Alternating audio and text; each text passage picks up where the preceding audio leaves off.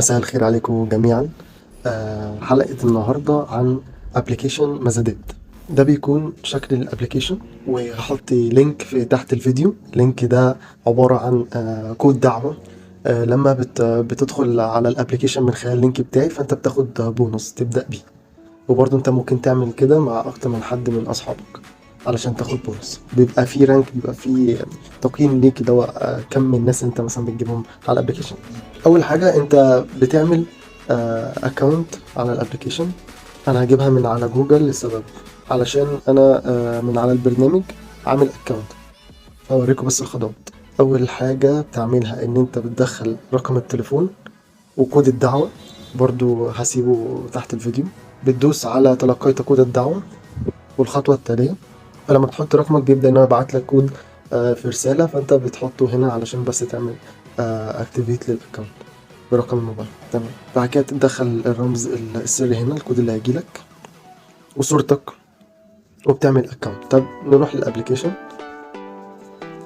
البلس دي لو انت عايز تعرض حاجة جديدة، دوست هنا، سواء كمزاد او ان انت تعمل اعلان بيع مباشر. المزاد اللي هو اعلى حد بيحط مبلغ للشراء، فهو ده اللي انت بتديله الحاجة اللي انت عارضها. فلنفترض ان احنا نعمل اعلان مزاد.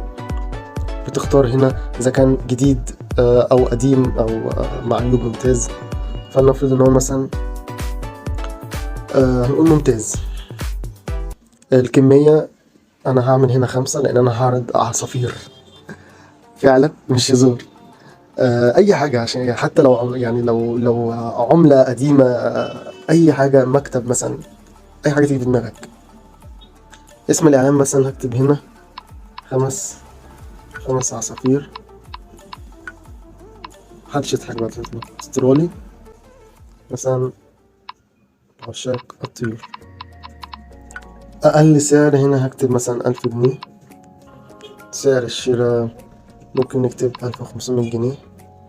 انت بتقدر بقى، يعني مثلا كل حاجة مثلا سعرها كام برا، فده تقدير يعني.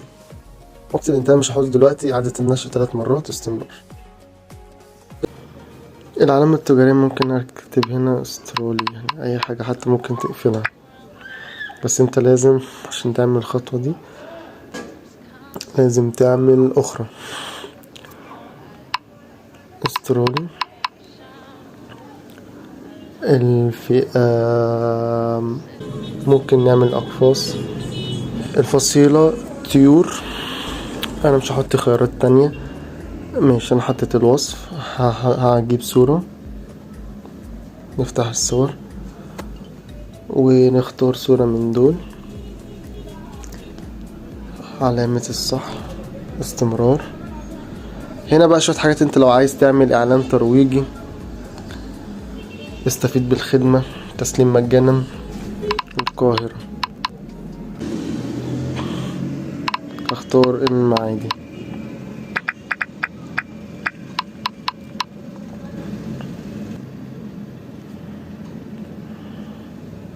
تمام كده. انت مش جديد، او لو حابب تعمل كومنت دلوقتي، هو كده اترفع في انتظار المراجعة. لو رحنا هنا على البروفايل، هنا ده رصيد علشان انا دعيت ناس، وعشان انت لسه بادئ. ده لو انت هتحط صورة، اسمك،